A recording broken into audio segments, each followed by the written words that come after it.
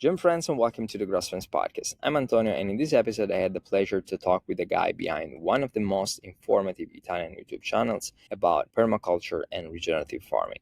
He is Lorenzo Bentivoglio from Conte Mezzaluna, who has his own farm in Sicily. We're not talking about huge sizes. In fact, his farm is just about 2.5 acres. But this makes me relate much more to him than I will relate to Joel Salatin, for example, who runs thousands of acres of farm and he has a full team working with him. Lorenzo instead is a solo farmer. He has 3 pigs, gooses, ducks, a couple of rabbits, chickens, but he's been experimenting for a while now. His videos are very practical, and if you have a garden, you can go straight to apply some of the tips he provides.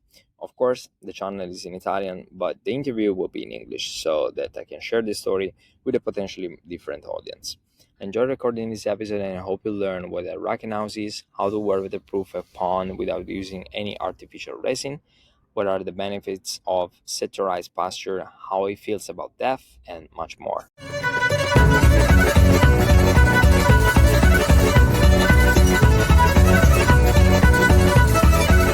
I watched a bunch of YouTube channels about agriculture and farming, and they're mostly lifestyle channels.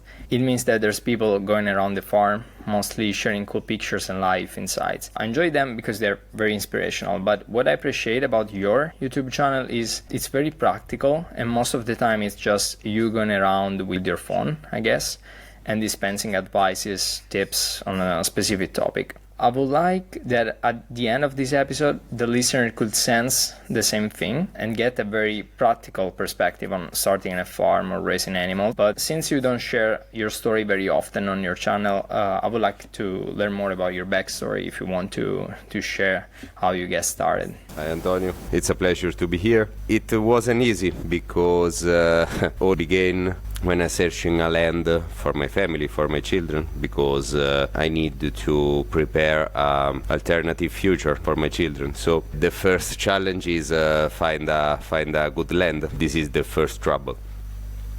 Because now I'm in Sicily, but I starting to live in Sicily since 15 years ago. So the problem of Sicily is that there isn't water, there isn't rain, and more we go forward, more is worst.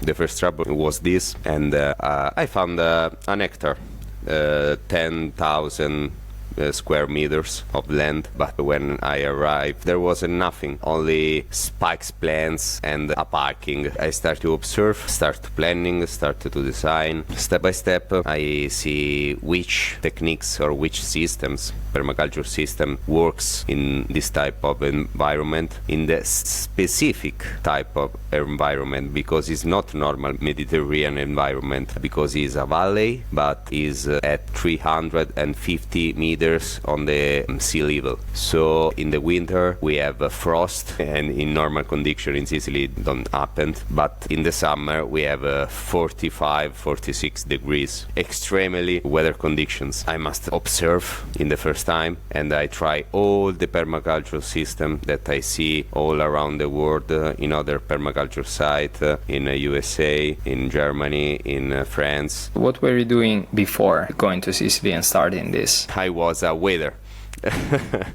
and an architect, maybe. I don't know if this is the correct word, but like an architect. Okay, yeah, I changed totally my life. I started to manage restaurant here in Sicily, but it's not considered like a real job.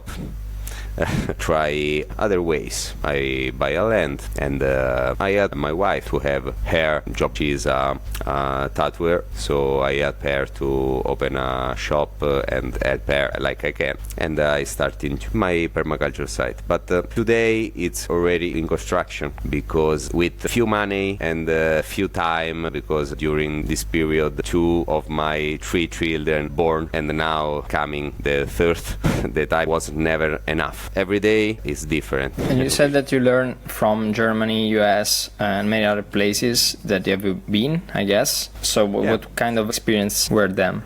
I visit permaculture site, but very, very fast ride, okay? Only to catch information about climate, environment, soil, to reach my baggage of knowledge. But when I return in Sicily, I see that it's totally different because, okay, some environments are very similar, but not equal.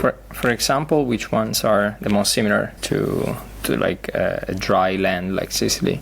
For example, in the south part of Virginia is very similar in some part of Australia near the desert. Because Sicily you must consider Africa, okay? And more we go forward, more we are closer to this climate because we haven't rain. Maybe if we are lucky, in 1 year we have 200, 300 millimeters of rain per year. Okay, and it's really insufficient for a land to be fertile. There isn't a recipe. You can only test, try, design, and observe, and if something don't work, you restart or modify your design or modify your systems. Some systems works very good, like Rackenhaus. Rackenhaus is a Joel Salatin system. Joel Salatin is a very big permaculture. He have a big site in Virginia. Rackenhaus is a rabbit and chicken house. So in the same space you can grow and harvest compost, eggs, chickens and rabbit. And it's not eco-sustainable. It's regenerative. The concept is not return the same energy that we stole from the nature in permaculture. I mean, the concept is give more energy, more resources, more that we have taken. When I see that this system works in Sicily, I become crazy. No? Can you describe it, how it works, and is it the first thing that you did in your farm that worked? Oh no. No. This is maybe one of the last systems because the first time I try the most easy to build systems like a chicken tractor, like sectorized pasture. I mean moving your animals, move your chickens without leave them stay a long time in the same paddock. But for many reasons these systems don't work in my site because I have foxes, I have many things. I see that this type of systems need a lot of energy from one only person, and one of my target is manage 1 hectare alone. Rackenhaus is fantastic because one of the most problems in a permaculture site is the production of compost, because the compost is the top of the fertility of the soil. In nature we find compost like humus, like topsoil is the first horizon of the soil. So when you produce your compost, you have all the fertility you need. You return to the earth all the fertility that in 17 years we have taken. The system of Rackenhaus is simple but complex in the same time, because you put chickens, you observe the behavior of chickens and rabbits. You can see that chickens scratch, you can see that chickens give you urine, give you manure, and never stay alone, never stop, okay? So if you put a substrate, a layer of carbon stuff like, I don't know, straw or wood chips, or everything is brown, like 50 or 60 centimeters of this material, they provide nitrogen like manure and urine. They turn it, they give moisture, like urine, like their body. So in 1 year you have 15 centimeter for my system have 6 meters for 18 meters of compost in 1 year. And you do nothing. You use your animals, your chickens, like employers, to produce a very good, rich in nutrient compost that you can use in your garden, in your food forest, in your fruit gardens. And you don't make garbage, because which that you don't use in your vegetable garden, for example, or fruit garden, you can give to your chickens, to your rabbits. So the cycle is complete. Yeah, there's no waste. And you said that you have rabbits together with chickens. How do they live together, and what are the benefits of having both instead of having just only chickens or only rabbits? Rabbits can adding to this system, but I see that is not so important, okay? I mean, adding rabbits provide you more nitrogen source because you grow the rabbits in a different layer of chickens. You make big cages and lift from the ground because the disease are dangerous for rabbits. If you add in rabbit in this system, it's more fast because you have a new source of nitrogen with the poo and the urine of rabbits that fall in your carbon stuff layer, and you have a new production. And you have them always in the same location, or you make them to, like, you change location to the whole system? Same location, because all the time. Yeah, all the time, all the year.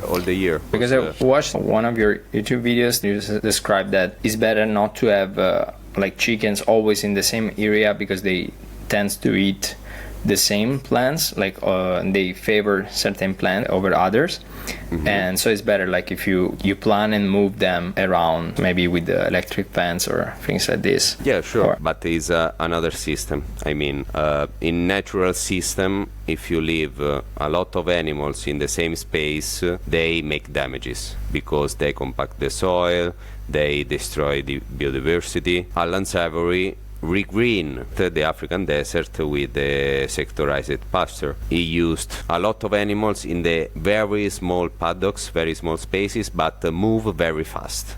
And in this space, the animals don't return until 8 or 10 months at least. So the biodiversity and the complexity of the vegetables' life have time to regrow more rich than the last year. When you use animals in a natural environment, you can't use them or put them in same place for a long time. But this is a not natural system. I mean, it's a natural system, but you put a lot of carbon stuff to produce compost. So you create the perfect condition that in nature you need maybe hundreds of years to make a lot of this compost in a small space. Okay, you create the perfect condition to produce compost. In a natural environment, you never found a 50 centimeters, 60 centimeters of carbon stuff, of organic material. So the microorganisms and animals with their nitrogen need hundreds of years to create compost. You put this system on steroids, okay, because the times of nature don't consider your life, the life of the human. We live for 80 years and the nature don't need us. We need the nature, I always say. So we need to accelerate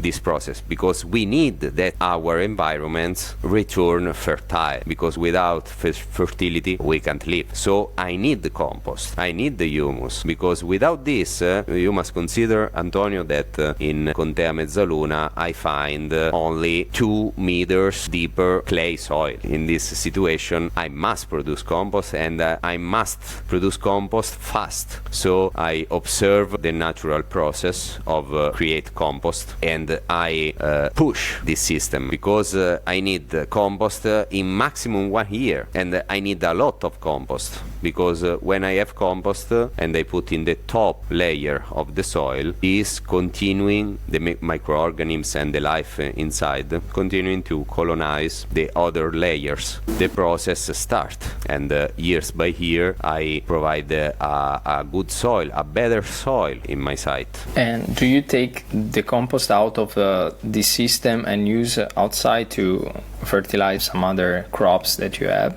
Yeah. Or is kept in this area where you have rabbit chickens? This is one of the trouble that I solved, because the organic material is one of the sources that you don't have very often. You don't have nothing. Okay, so I searching in my territory if someone have carbon stuff like straw, like this. So I find a woman that grow horses. Okay, so I take the layers of the stables. She use wood chips for the stables of horses. So I take this, and is a little bit of urine, a little bit of manure, but the manure of horses is rich in herbs, is not so rich in nitrogen, okay? Is more carbon, it's not more carbon, it's more nitrogen, okay, but not so rich, okay, compared to other manure like sheep or like chicken. So it's perfect for me. I carry all of this material and I put in my system because Antonio, it's normal that when you starting a site, the energy that you must give to this site, and from energies I mean your work, money, gasoline, because we live in this world. So if you must go somewhere, you need gasoline. You don't have a donkey. So any, and I say any system that you create or run in your site must be economical, efficient, because we live in this world. If my hammer broke, I can try to fix it, but if I can't, I need money to fix it.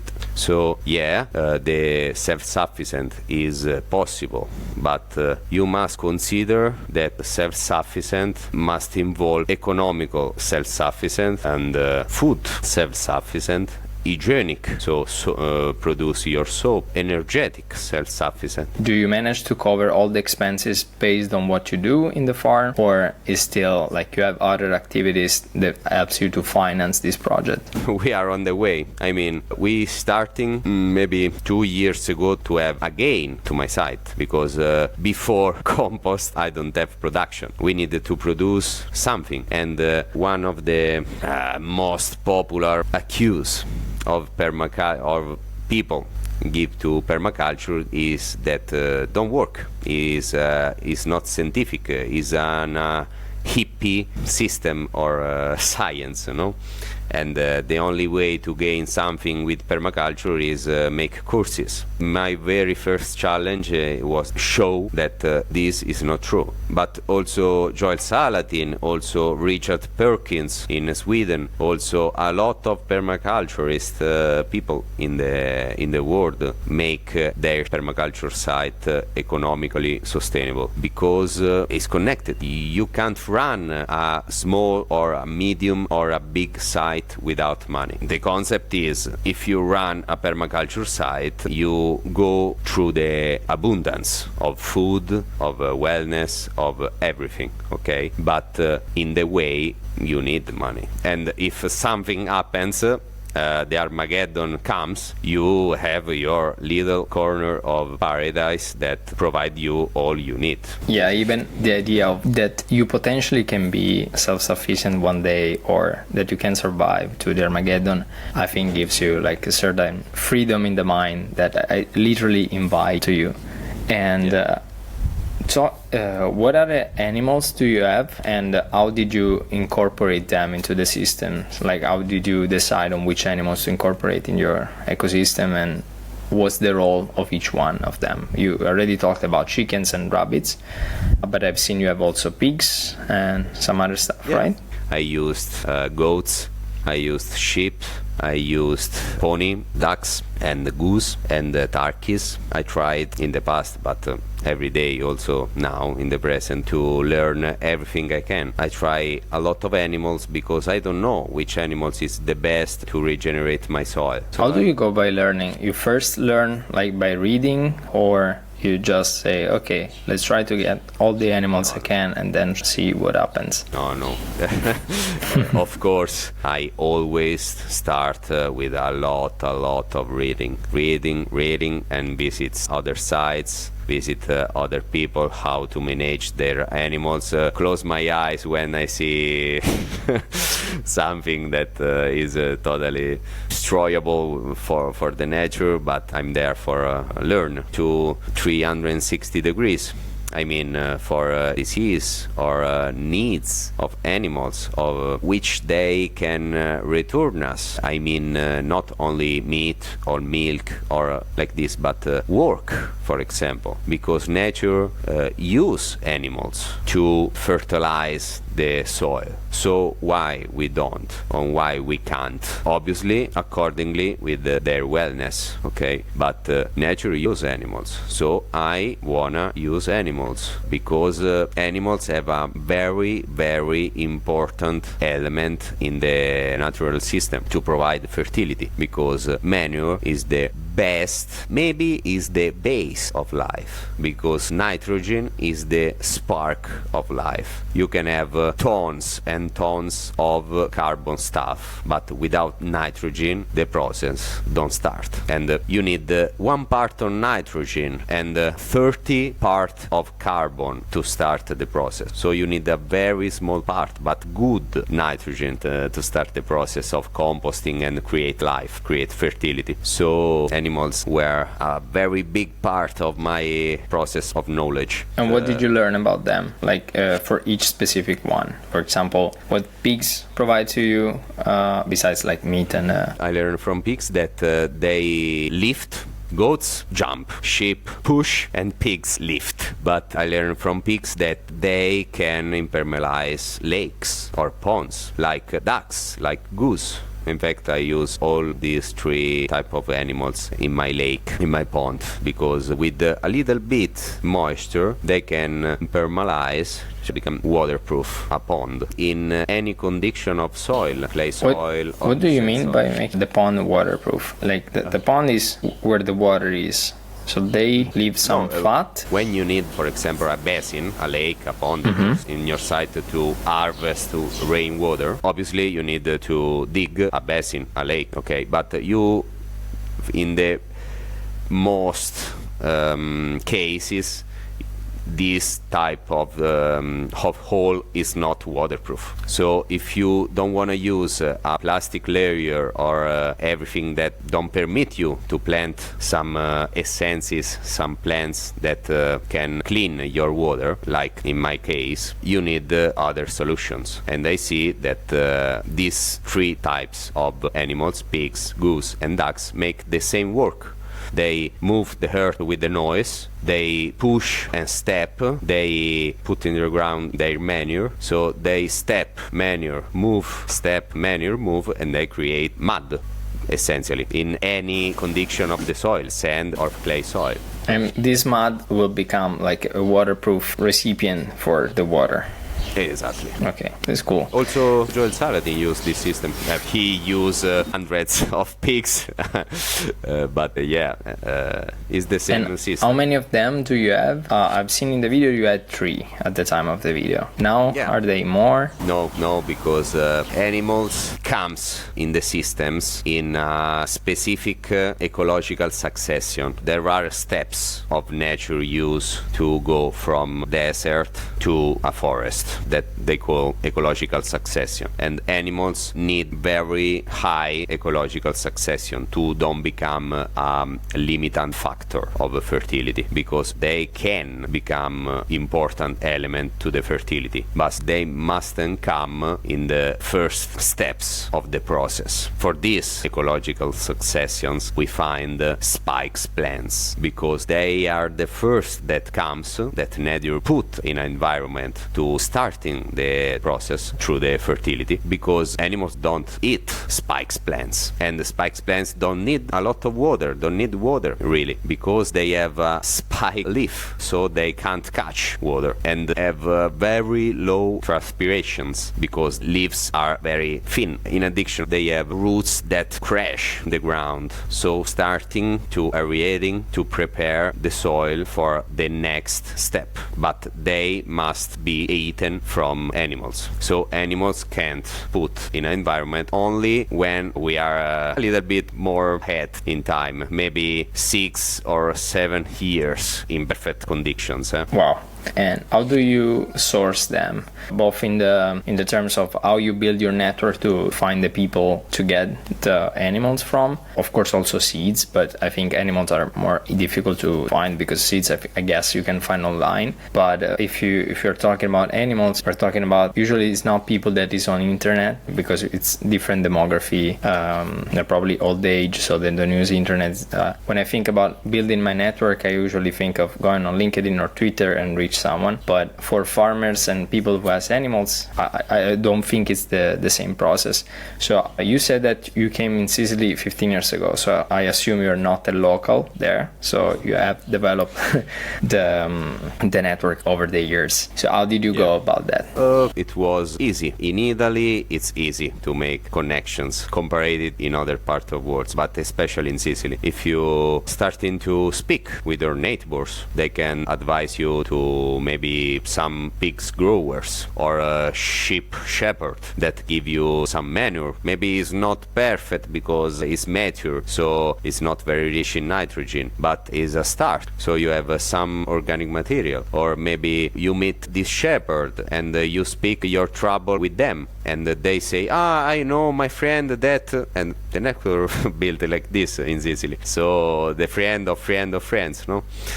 So it wasn't so difficult, but your behavior must be good. I mean, if they give you something, information, wine, ricotta or something, you need to return them something. It's a natural pattern also this, I mean. Sure.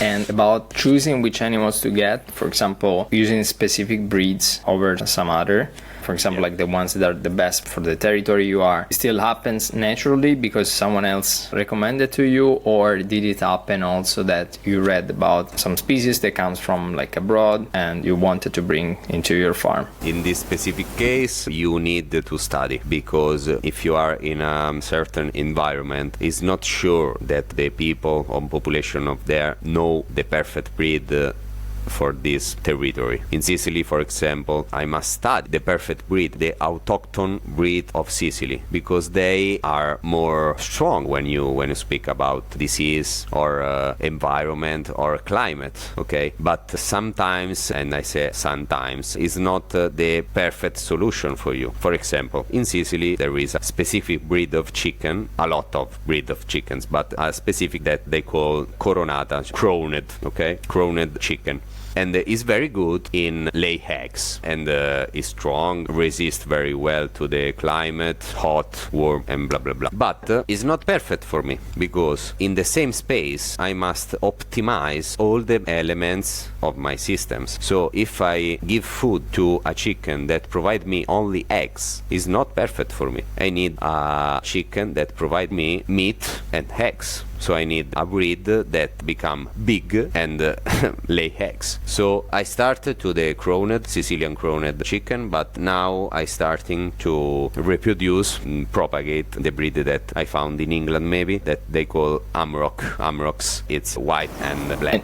And you found in England, meaning that you have found and physically brought to Sicily, or how did you get the eggs? No, I found a farm here in Sicily that grow this specific type of breed. It's very expensive here. It's very expensive here.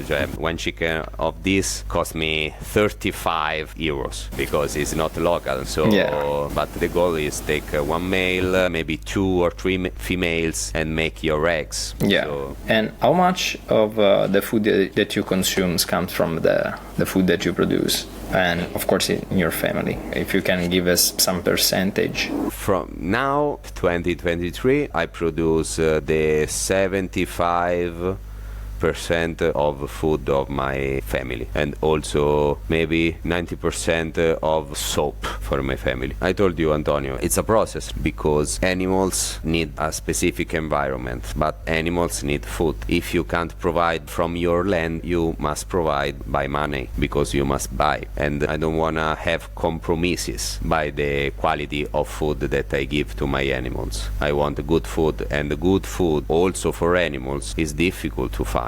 And if you find, expensive. So it's better create little systems, but prolific and abundant little systems. I mean vegetables and animals together. And after this, propagate a little bit have here. So I start from maybe 1 pig or 10 chickens, and see. This is an advice that I give to your follower. Starting small, think global, see other side, see other systems, see other climates, but act local and start small because you can learn a lot and better in a small space with a lot plants, a lot of abundance, and it's better planting a small territory than you plant one tree any 20 meters, because at first you must create connections between elements. After this, you can see the best connection that nature creates between your elements, and you can replicate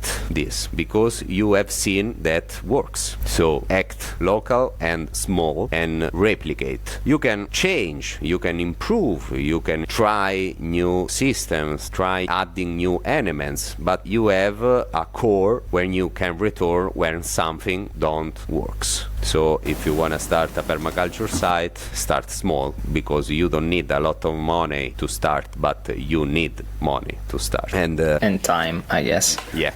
And since I expect this to be a very time-consuming job and as well as energy-consuming occupation, how does this affect your relationships, both in terms like of your wife and children, but as well like going outside? Do you find time to go on holidays? How do you handle when you're off the farm? It's another challenge in these years, but the time is the most precious resource that we have, because no one can give us, can return us. So you always, every day, every year, every week, you must use your time efficiently, like the nature do. So when you create a system, you must consider less work you can. Less work, maximum benefit. And this, obviously, years, because you must see if it works. In the first years, it's difficult, because you need the time to visit other sites, you need time to study. And I studied in the night, because it's the only way to don't stole time to my family, to my wife, to my children. So 2 or 3 hours every night for years, and in the morning wake up at 6 and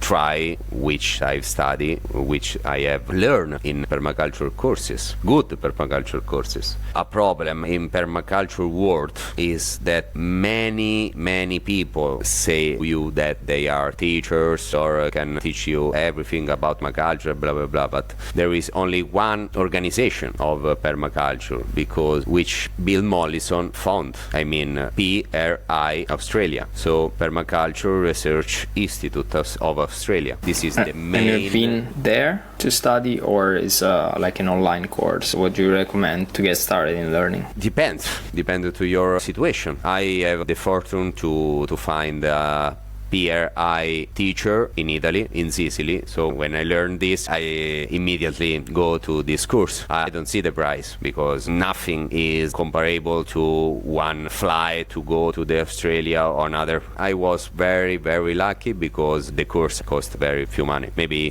300-400 euros in Sicily. Can you say that? Eventually we can cut this part, but can you say the name of the instructor? Yeah, the teacher was and is my mentor, is Pietro Zucchetti, that is the president also of the Italian Institute of Permaculture, and he come in my site and helped me in the first years, in the first design of my site, to put from paper to the soil, to the real. And I say first design because there isn't only one design in a site. Years by years you improve your design, because see that which essences don't work, vegetable essences, trees, bushes or other things, and you improve them. So the perfection is not reachable, right? But you try. And do you manage to get any help, any outside help? For I know, for example, the existence of woofing. I don't know what the name stands for, but there are some websites that there are people having farms that offers food and accommodation in exchange of some help in the farm.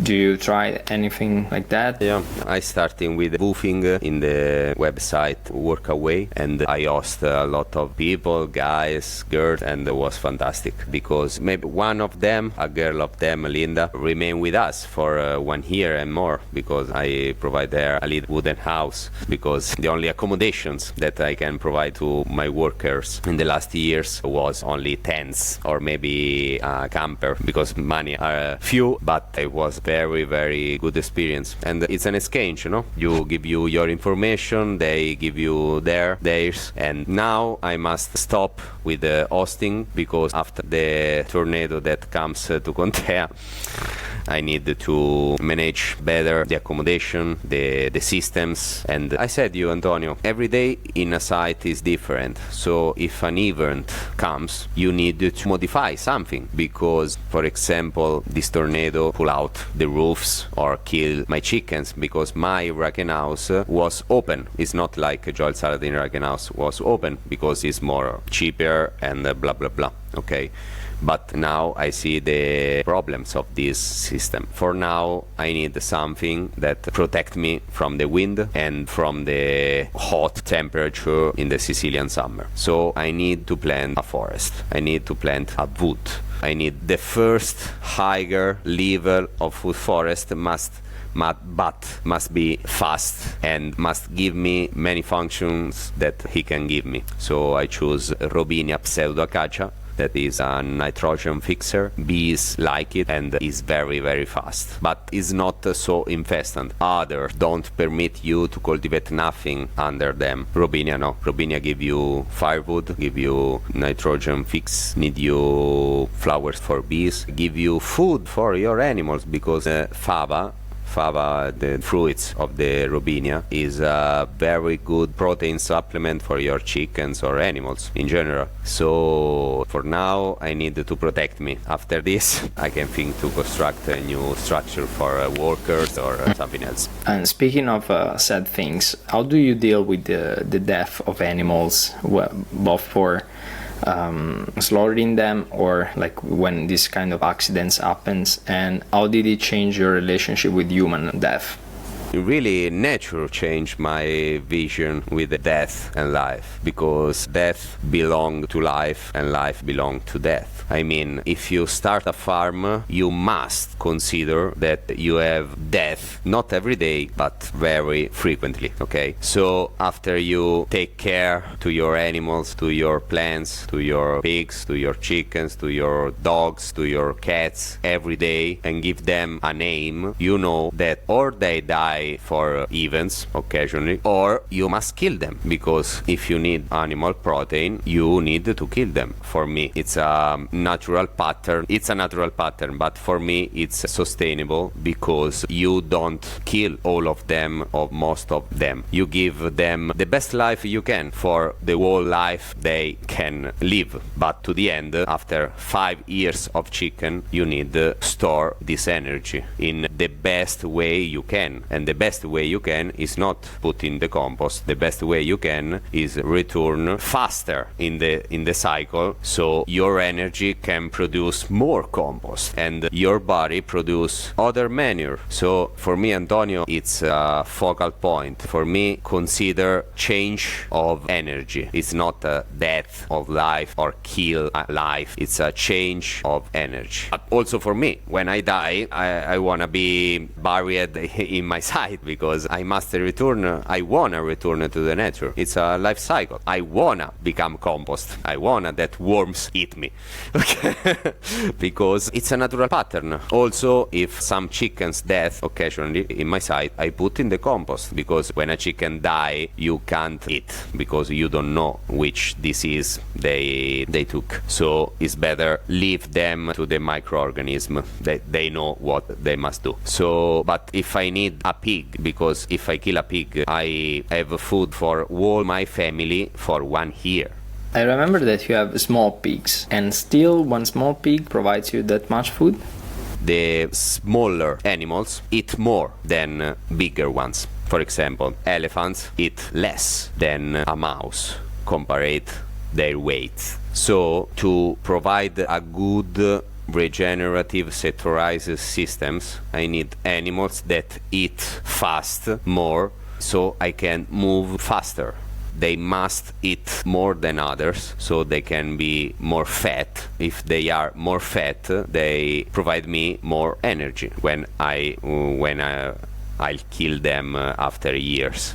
Okay? And in the same times, they are faster to eat, so they are faster to regenerate the specific paddock where they pasture. Obviously, a smaller animal is more manageable than a big animal and need less food.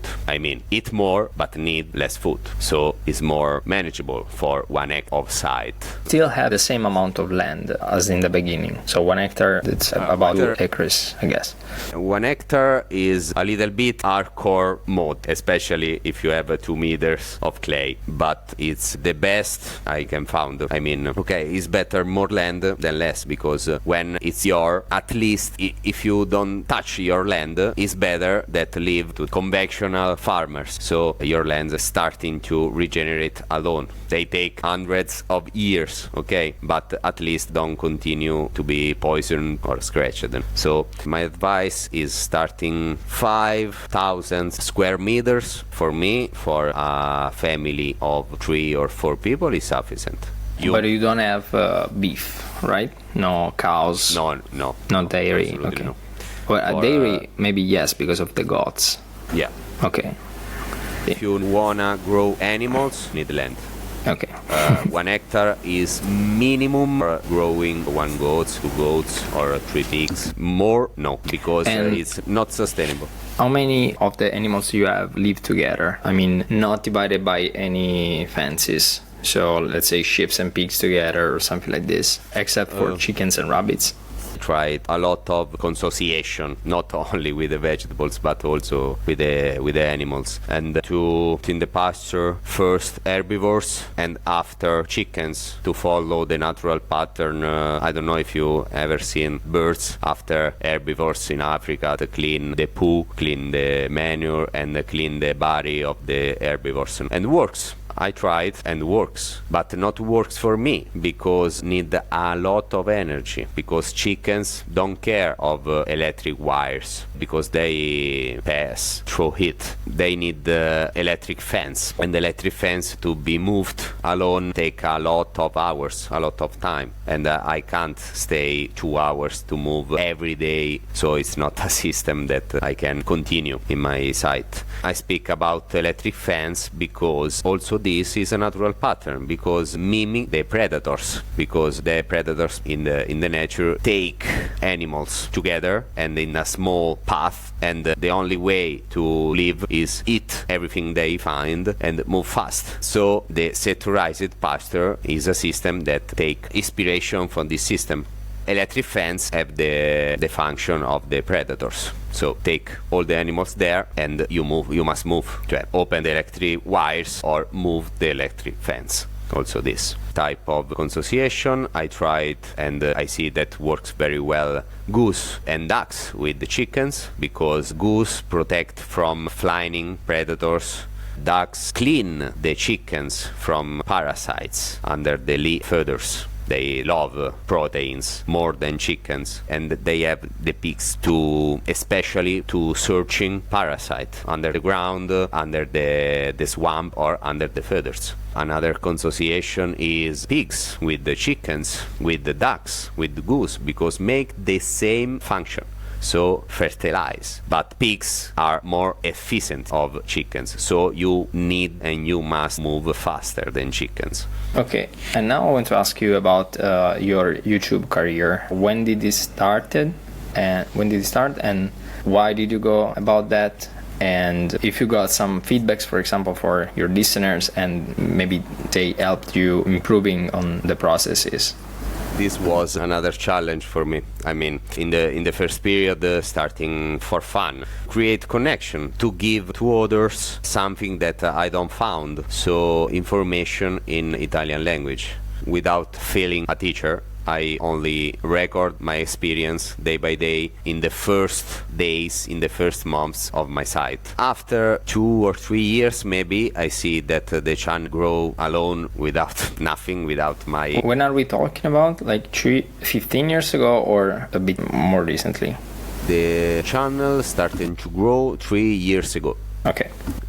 and I have seen that the channel is starting to grow. Maybe I must take sometimes to my channel. So if I do something, I want to do well. So I starting to study how YouTube works, how to create not excellent channel, but good, be placeable to the followers. But the main target of my channel is give in Italian language information that you can find only in English.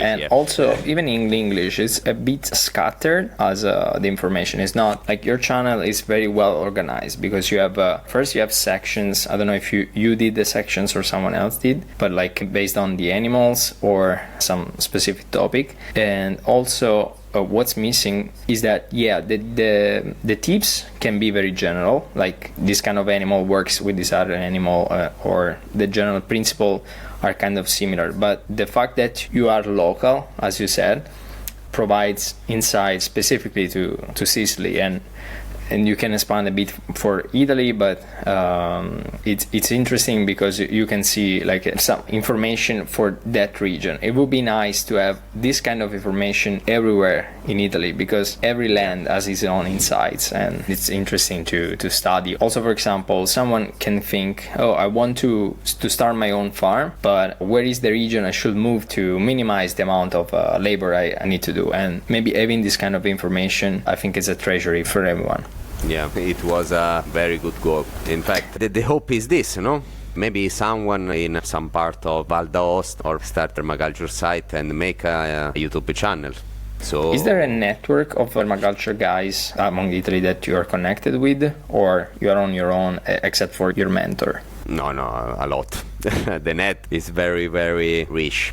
Also, in the world of YouTube, I know Francesca del Bosco di Ogigia, that we speak sometimes by phone, and also there are a lot only in YouTube channel, and also in Sicily there is a very good net. But I must say that permaculture in Italy now, or at least since some years, maybe 5 years, starting to be very active, and this is a pleasure for my art, right? It's good. The problem with the permaculture, if you do seriously, is that you haven't time. So, okay, there is a net, but you haven't time to cultivate well this net. We know each other, but we are far away, or we haven't time. So maybe sometimes someone organize a specific permaculture course or a 72 hours PRI course, Permaculture Research Institute course, and sometimes maybe a guy take 1 week, okay, I come to you to help you, and blah blah blah, so we stay together, you show me your site, your systems, and blah blah blah, but it's very rare, unfortunately. Okay, I have a last question. How having a farm impacts your parenting life? How your children interact with the animals and with all the chores that you have to do in the farm, and how do you think your lifestyle affected the education of your children? I think it is a positive thing, and this is also why I want to go in this direction, because I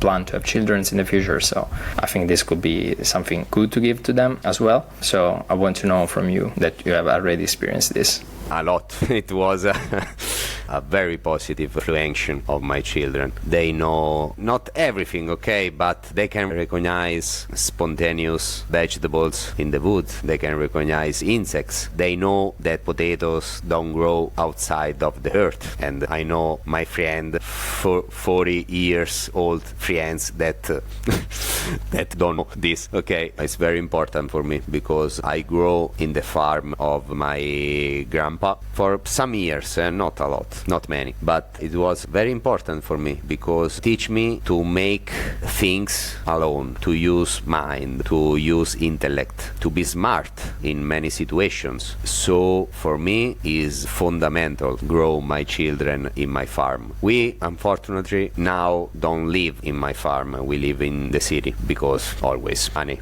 But one of the most important goals for us is this, live there. But every day we go there, because I wanna that my children put their hands in the earth. I wanna that they absorb something that can be information or organism or something, okay? I don't know if they will hate me in the future. Probably not. But I hope no. So it's the only thing that I leave to my children, my farm. So I hope they appreciate it. Nice. All right. I don't want to steal more of your time. So do you have other things that you want to add? Another advice, guys, you try 10 things and maybe one have success. I mean, this happens for years, okay? So don't fall down and never back down. Try, and it's the only way for me to create a future. So stay strong. We are the most strong and powerful heroes of nature, okay? Sure. And where people can find more about you? So there's your YouTube channel called Contea Mezzaluna.